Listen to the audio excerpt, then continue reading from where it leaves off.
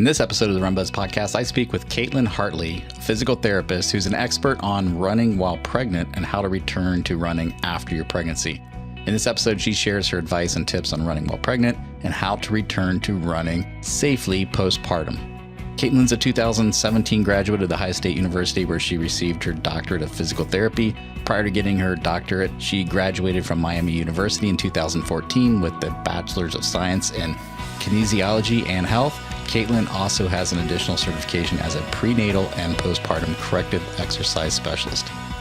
In this episode, we get into, is running while pregnant safe, and how long can you run while you're pregnant? We talk about the first trimester and beyond, and how soon you can return to running after giving birth.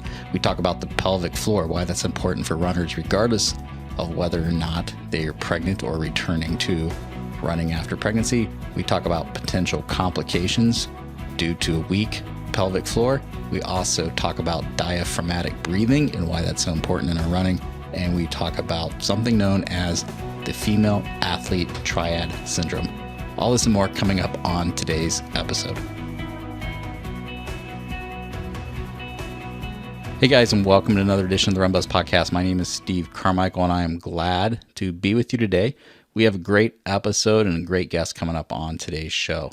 Before we get into our interview with Kaitlin, I just want to mention that I just posted a video of a walkthrough of our Pace Builders training program. So if you've ever wondered about what is included with our Pace Builders training program, head over to runbuzz.com, check on the Pace Builders link, and I give you a behind-the-scenes tour. Edition of the Run Buzz podcast. My name is Steve Carmichael, and I am glad to be with you today. We have a great episode and a great guest coming up on today's show.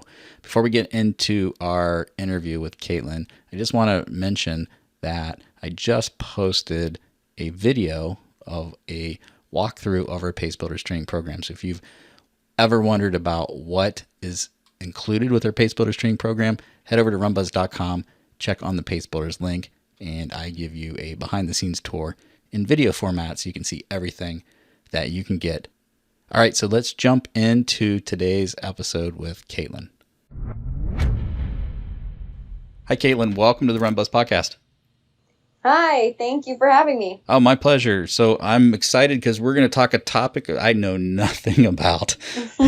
So I already gave a brief introduction and shared a little bit about what we're going to talk about today. But why don't we start with, for those who don't know you, why don't you tell us a little bit about yourself, where you're from, and a little bit about your background?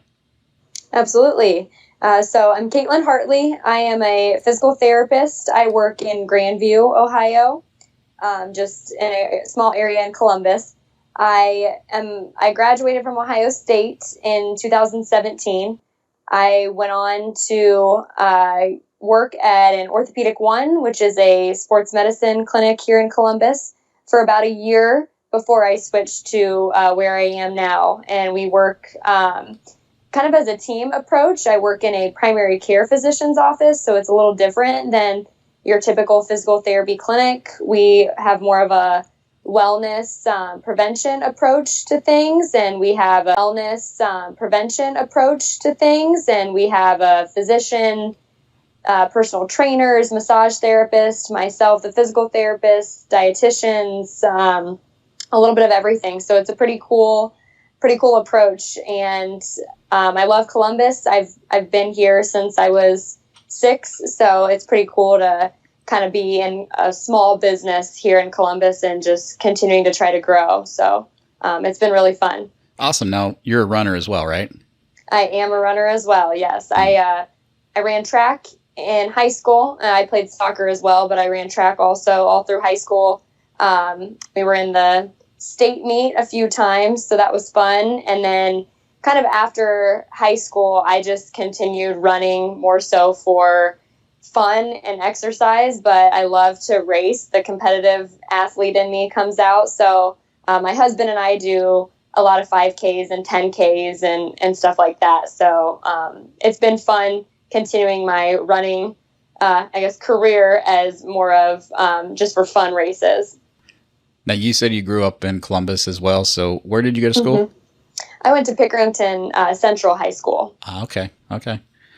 So I'm up in the Lewis Center, Olentangy area. So Oh, you're a little bit on, you're more on the east side. So, yep. well, awesome. So, I wanted to get really somebody on to really talk about something that I have no experience on, but I know many women who are listening are probably interested, based on our demographic, and that is running while pregnant, how far we can run up to the point of pregnancy or up to the time of birth, and then how to come back from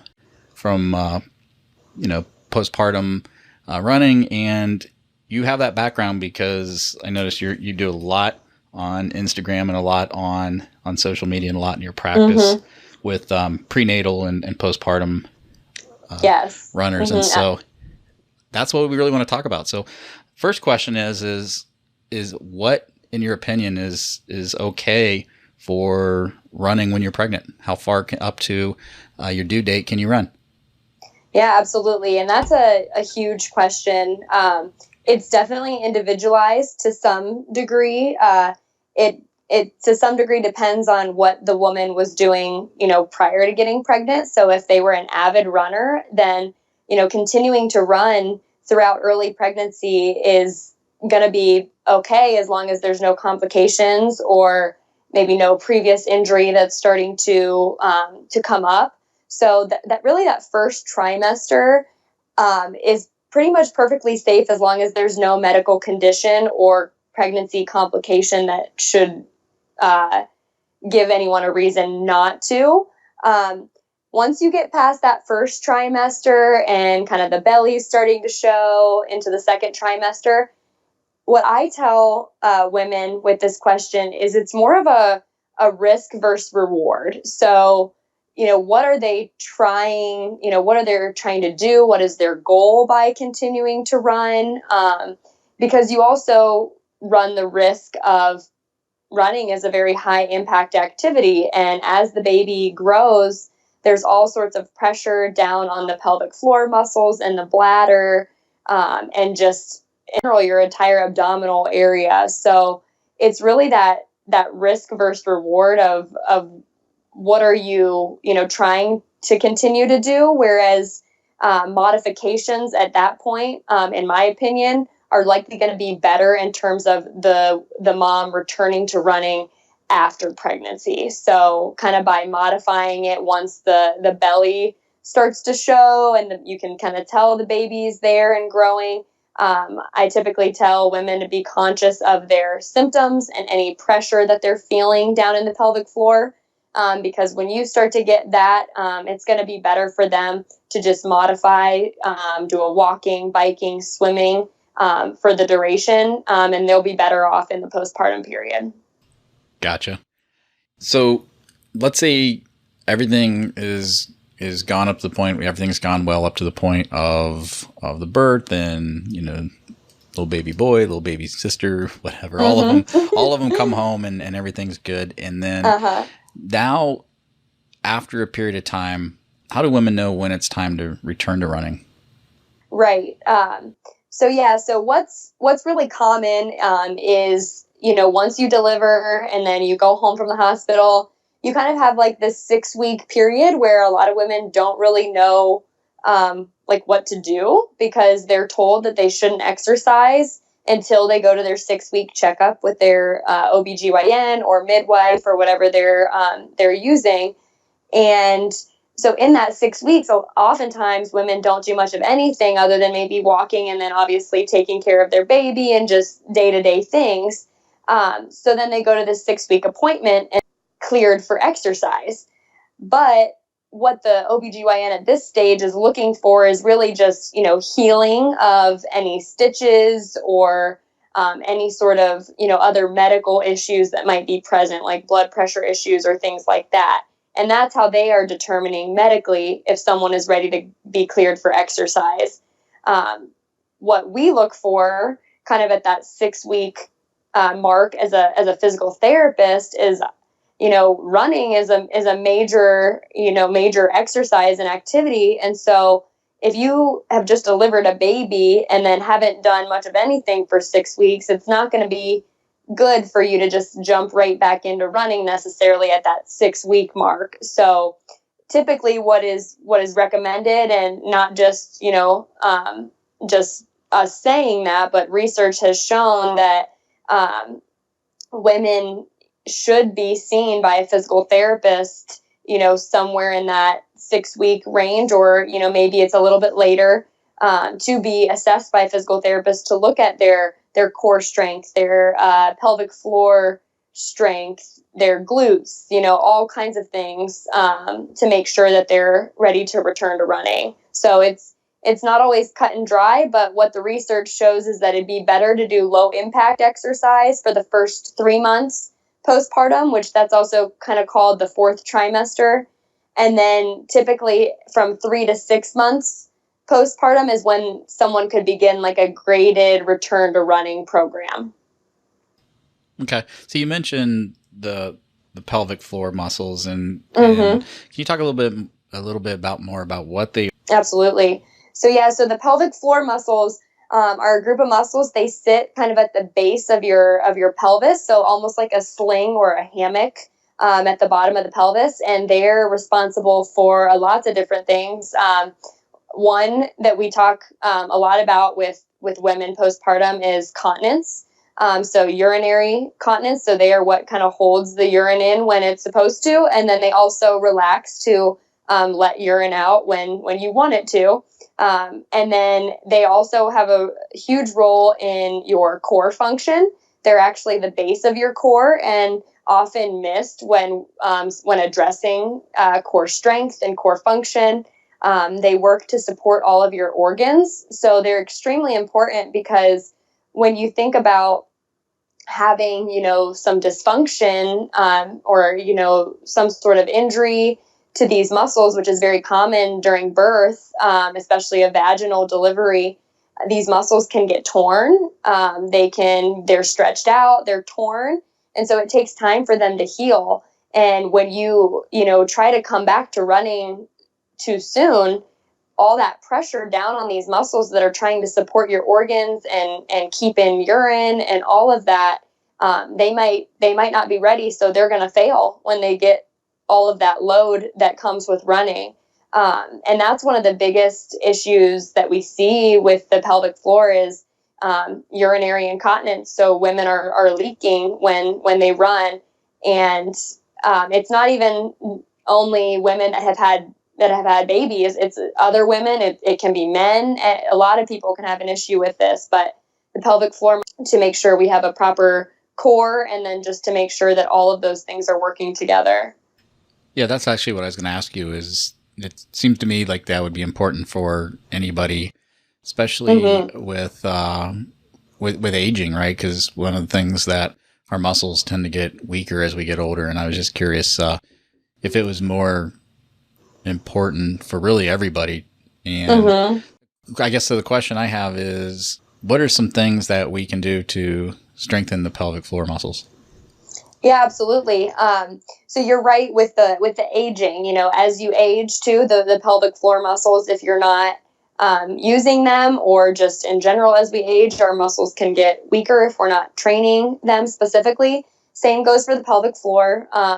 One of the things that I see is the most commonly, I guess, done wrong is as simple as breathing. I work a lot with not just my prenatal and postpartum patients, but runners, weightlifters. I mean, anyone really, because most people are shallow breathers, and so we breathe into our chest more than we do our chest and shoulders and neck, more than we do actually our belly and our sides and our back.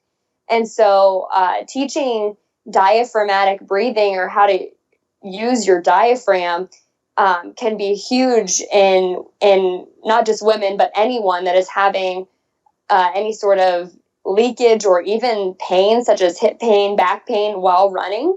A lot of the time, starting at the foundation of getting their breath working properly, so getting a true deep breath that's kind of getting their whole entire rib cage to expand, that in that 360 degrees, is crucial. And so I've seen just training the breath help a lot of pelvic floor issues where people are leaking with impact. So it's pretty amazing what just learning proper breathing strategies can do. Gotcha. And I think that's really that's some of the type of exercises I've seen on your Instagram account where you demoed a lot of exercises so certainly we'll talk a little bit about how to follow you later on Instagram. Yeah. But yeah, you demo a lot of these type of exercises that could be useful. And I think that's kind of what I saw when I first reached out to you was just, all the exercises that you were demonstrating. So yeah, cool. Absolutely.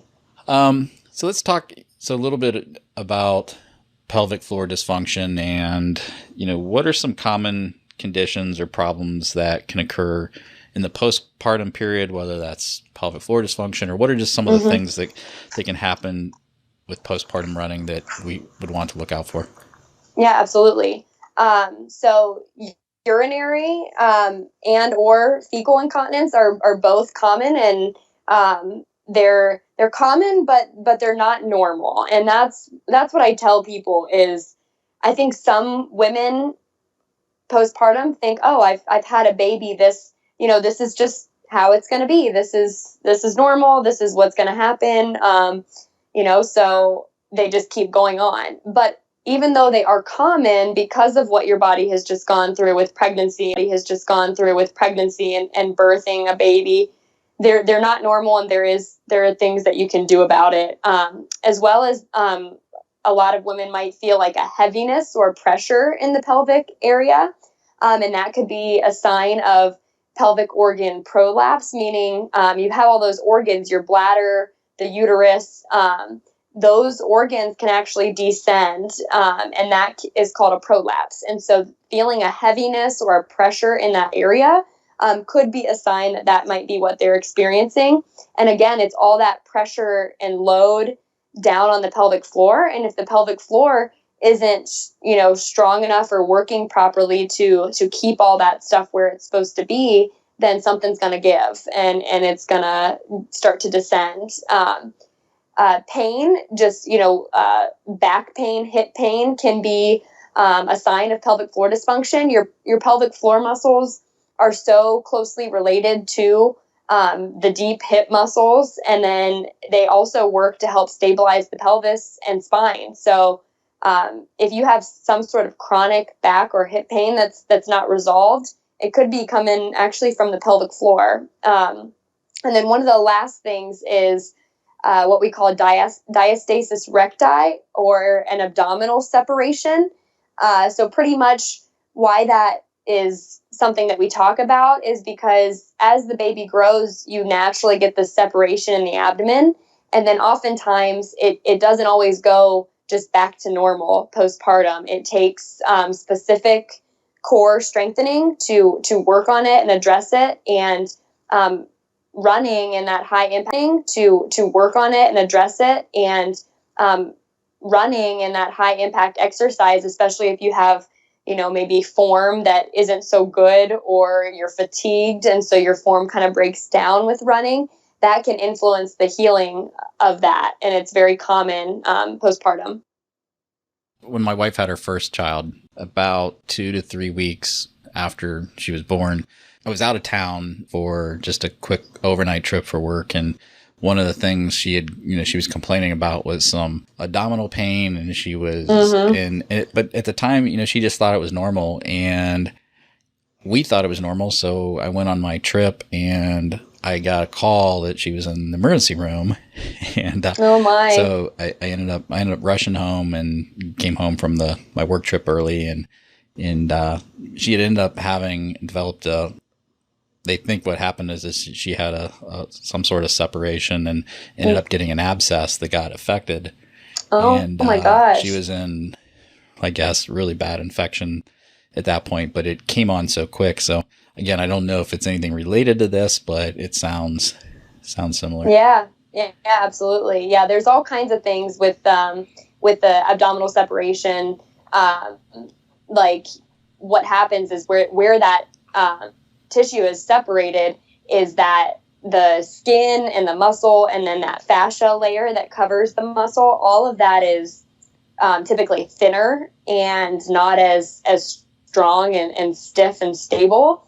So it's an area of weakness. And if you have increased pressure in that area, so maybe you're, trying to do some core exercises that maybe you're not ready for, or you're picking up your child or doing something like that, then that area, you're going to get sometimes like a bulge in that area, which is something we want to look out for, as well as, people can get hernias in that area too. They can get umbilical hernias or other hernias, and also, things like what your wife experienced too with the abscess and infection. So it's an area of weakness that needs to be addressed. Wow. A lot of stuff there going on. My head's spinning.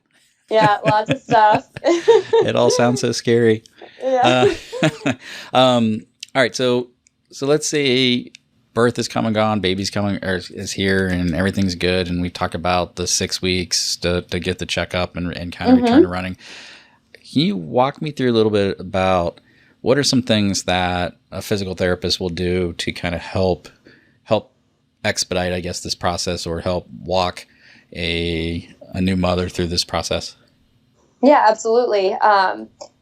So even going back to your previous comment where like it all sounds kind of scary, and it can, but one thing I try to tell the women that I work with is that yes, this is kind of maybe new to them and a little bit scary, but I try to reinforce that, their bodies are not broken just because they might have a abdominal separation, or incontinence or of some sort, that it's nothing, that they did that caused this, because that can add to their, just psychological, thoughts and emotions and, all of that stuff. So I try to reassure them that we can get through this. All of this stuff can be, most of the time, healed with physical therapy. In some cases, surgical intervention is required, but I try to reinforce that as kind of a positive thing, is that, we can build on this together. But then going to your other question on what do we do as physical therapists to help them kind of in that process.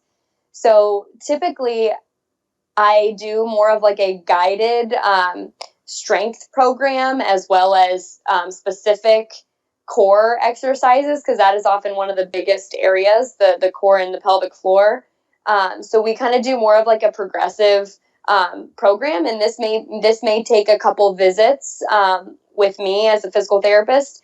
And then prior to me clearing someone, I have a list of tests that I would go through with them. So I would make sure that they can walk at least 30 minutes without experiencing any pain or any leaking of urine or anything.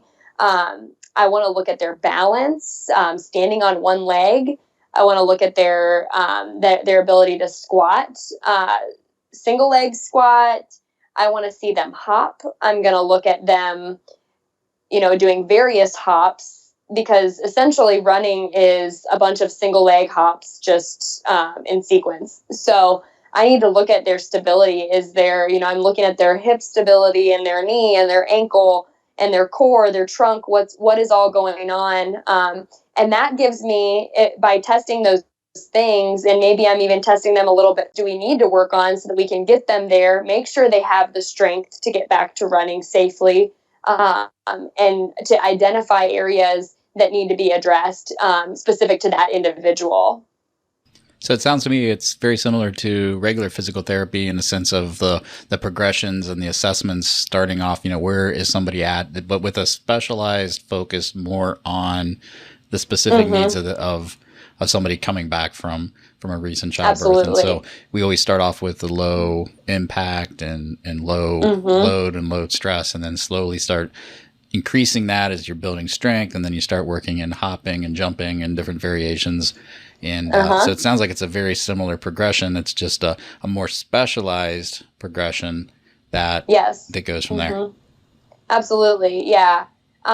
It's very true. So I even like to tell people that pregnancy is similar to an injury or, a surgery. So one of my favorite comparisons is it like an ACL surgery. So somebody that had their ACL repaired, they are not, just because they've reached that 6-week mark doesn't mean that they're going to be cleared to go back to their sport, running, cutting, jumping, whatever it may be, just because they're at that 6-week mark. Like, that's not normal in physical therapy. And, even somebody that, may not know much about ACL injuries pretty much could probably think that that's not likely going to happen for them to be back in their sport at 6 weeks.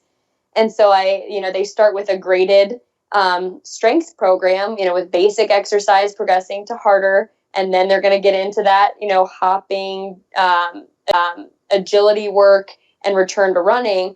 And the same goes, for pregnancy, because you carried a baby for 9 months and your body has changed in tremendous ways. And then, I think a lot of women just hear that they're cleared for exercise and just jump right back into it.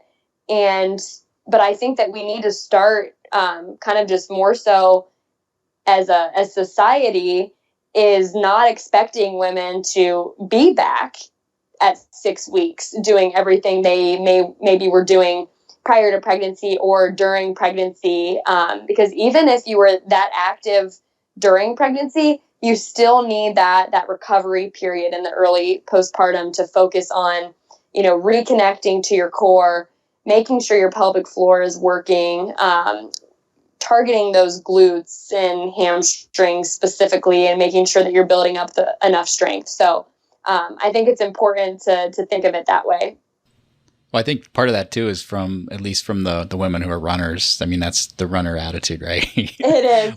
We like, we haven't run for 9 months, but all of a sudden, let's go out and sign up for a half marathon because we're. It is. It's definitely the runner and athlete in people, which you can't blame them, because it is. I mean, and especially if it's something you love to do, and it's such a great, for me personally, running is just a way to clear my head. I love going on a good run, especially if it's nice weather out, and especially on, if it's in nature and I can kind of be on a trail or see trees and plants and all that stuff. And it's a way of kind of just getting away.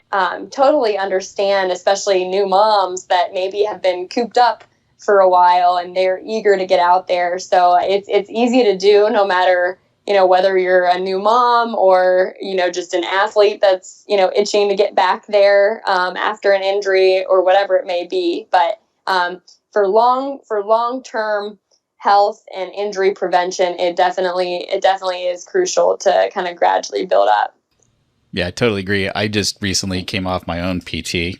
Oh, yeah. Yeah, about, it was probably 9-10 weeks ago, I was out running with a running club, and about 7-8 miles into the run, we stopped at a water stop, and I was standing on the side of the trail and some bikes were coming, and I went to go step off the side of the trail and landed in a little dried mud rut. Oh. And twisted my knee a little bit and strained something because it was god awfully painful.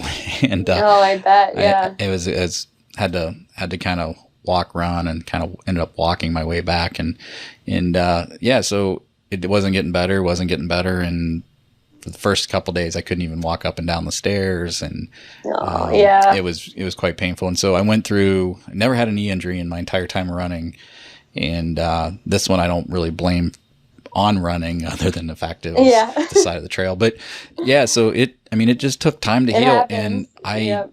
And what I did was, and this is probably the second major injury I've ever had. I had plantar fasciitis. I was off running for about 18 months and had a surgery and a bunch of stuff to help fix it, and finally got that over with and was back to running pretty consistently and doing well. And then had this pop up. And what I learned from my last injury, and what I've actually taught a lot of people that I coach when an injury comes up, is use the injury as motivation to train and do your Absolutely. PT. And it's like you have to take that focus off the injury. You could do what I did the first time I got injured and I was off of running. I just kind of got depressed and kind of down on myself and really just bummed out and just really it bothered me quite a bit, especially because I was running a running club at the time, and I had to show up every single Saturday and every single Wednesday for every single run, even though I couldn't run because I was in charge of the running club. And I was like, this is painful just watching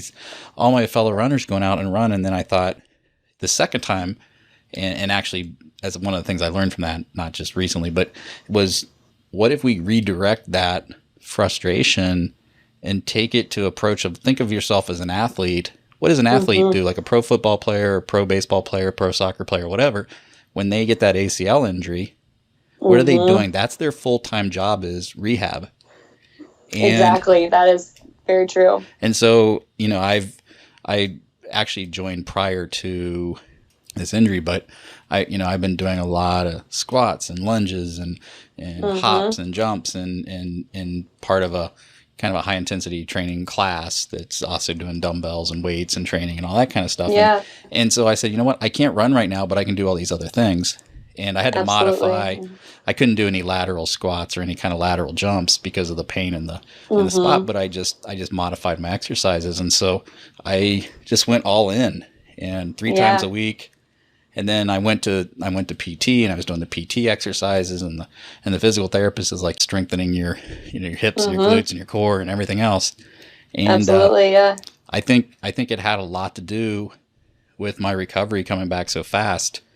It did still take the 8 to 12 weeks, because it just takes that long to heal a tendon. And exactly. I wasn't frustrated with myself this time, and so I think that's an interesting approach that I've shared with people, is like, just treat it as a different challenge. It's not the PR and the half marathon you wanted, but think of all the other good things you can do to your body by strengthening all these other areas that you can't exercise. And that was I learned that lesson the hard way, because the first time I was off for 18 months, I didn't do squat. I mean, I did the diddly squats. I guess that's an exercise, but I didn't do nothing. And so this time I was like, you know what? I'm not gonna let it get me down. I'm just happy to still, it's a relatively minor injury, and most injuries we get are minor, even if they're frustrating. That's a good kind of lesson that you learned from that injury, and how you kind of used that second injury to kind of change your perspective and make sure that you were kind of putting in the work, and that was your new job to get back to doing what you love. Yeah, it gave me actually an opportunity to do something that I was not consistent at doing before, and that was strength training. And so I've always done a little bit here and there, but now it just became my new training, and I'm enjoying the heck out of it, and I've made huge progress since, and now I'm back to running. And again, I'm progressing weeks, so my cardio is all messed up, but but every week it's I'm progressing, and I'm coming back in the right way. Whereas in the past, sometimes you just jump back into it, and it's frustrating. Injuries mess with people mentally, especially runners, athletes, people with type A personalities. We get so frustrated. Absolutely. Okay, so I want to start kind of wrapping this up, and kind of give you an opportunity here to share a little bit about what you do and how to get a hold of you. But before we do, any last parting thoughts, things that women should know about postpartum running that maybe we didn't cover? Yeah, just one last thought on something that is not just an issue in postpartum running, but I would say more so women, but also men, is something that used to be termed, or is still termed, female athlete Triad syndrome, also known as, it's called relative energy deficiency in sport. And pretty much what that means is your body functions are impaired because you're expending too much energy without adequately replacing, meaning you're doing too much exercise and you're under eating, or not, eating enough nourishing foods. But the reason I wanted to touch on this briefly was just because, like I talked about before, there's pressure from society for for women in that early postpartum period to return to their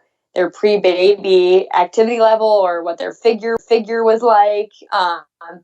And so when you think about, there's all the daily, demands, and if women are breastfeeding, that changes things. And then these pressures, you're having poor sleep, which can absolutely influence your risk for injury or just how your body is healing. And then you throw in, excessive exercise and not enough nutrition. It can really do a number on your body that is already trying to heal from having a baby. And so this can greatly increase the risk of stress fractures because your bones are not going to be as strong. It can also influence the pelvic floor and lead to some of those things I talked about earlier.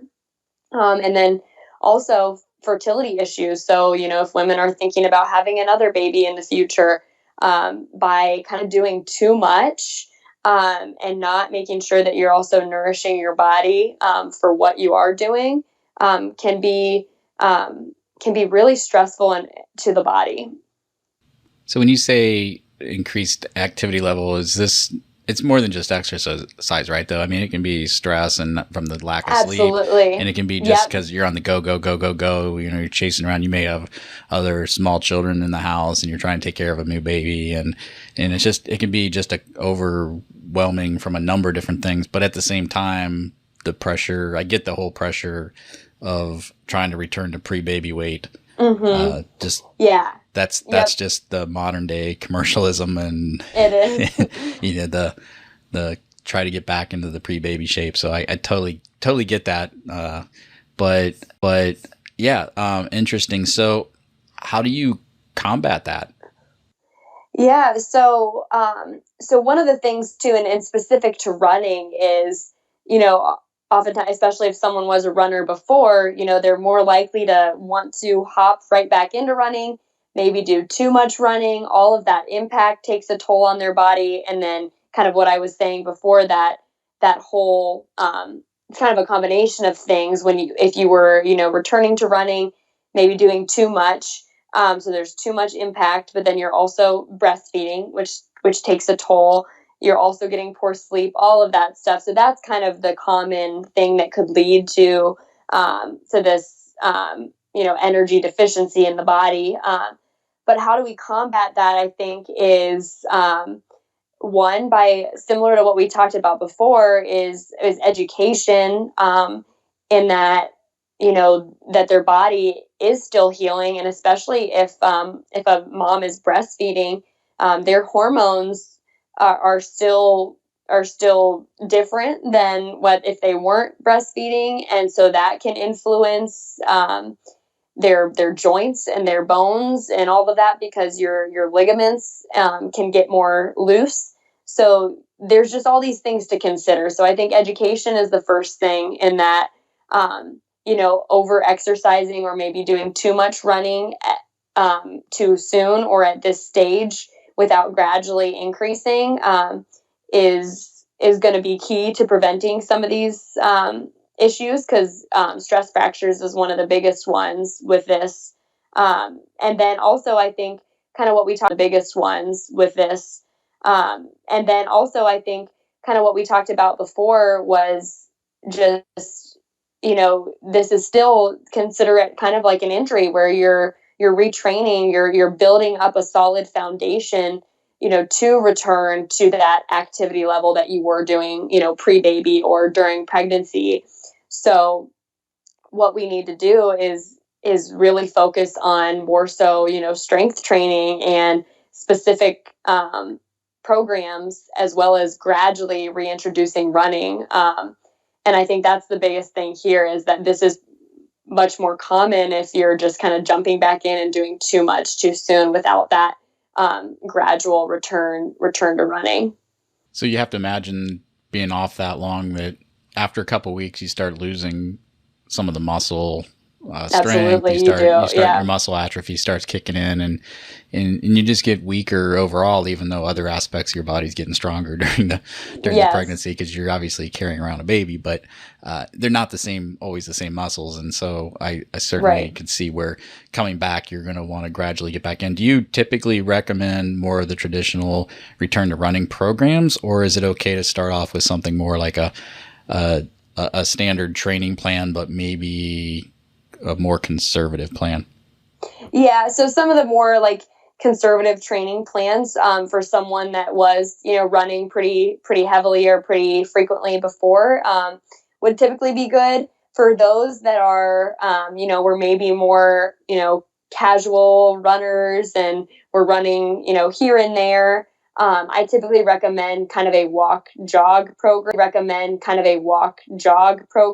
where you start kind of building up the amount of time that you're jogging, and then slowly the amount of time that you're walking lessens until you're running that, consistently, as a way for women to that's a very gradual approach to return to running. But depending on someone's strength and based on some of my assessments, I may kind of determine that they're ready to just kind of jump into maybe a very beginner training plan. Cool. Just question. So just from experience, I know every person coming back's obviously unique and individual and has kind of their own progression. But what do you generally see between amount of time that typically goes by, let's say for the average person, before you feel like they're back and kind of back to where they were pre-pregnancy? Are we talking 3 months, 2 months, 6 months, a year? Yeah. So typically I would say, for someone that, remained active, was active prior to pregnancy, remained active during pregnancy, that I would say typically by the 3-month mark, they're doing really well in terms of having the core strength, and just kind of that total body strength, and are most likely going to be ready to return to running, unless they maybe had some sort of complication during pregnancy, or maybe they had some, higher degree tears during pregnancy, which can happen. But yeah, I would say for most active women, about that 3 maybe is good for them, and they're ready. Their body is mostly ready to return to high impact activity. But yeah, just from what the even what the research is showing is that really we shouldn't be having anyone return to running, prior to that 3-month mark, postpartum, just in terms of protecting, their body and the pelvic floor and all of that. It's kind of that risk versus reward again of, if you jump back now, what might you have to deal with later on, or later on in life, or next year, or 5 years, depending on how your body responds to it. Gotcha. That'd be about what I would have guessed. Mm-hmm. Makes total sense. All right. Yep. So Kaitlin, this has been super, super helpful, I'm sure. And again, a lot of this was something I have, again, zero experience on. So I'm glad that I could have brought you on to talk about it. Absolutely. What are some ways? So obviously your Instagram account, I highly recommend people follow that. That's at movewell.pt, correct? Yep, that's correct. Gotcha. And what are some other ways that people could get a hold of you if they have questions, and talk a little bit about your practice and what you're doing? Yes, absolutely. So, in terms of contacting me, my Instagram, like you said, but also just my website, which is just KaitlinHartleyPT.com. So it's just my name, then PT.com, or my email, which is khartley at grandviewprimarycare.com. So, which is, you can also find that on my website, but my email is typically the best for me. I try to respond to emails pretty quickly, the best I can.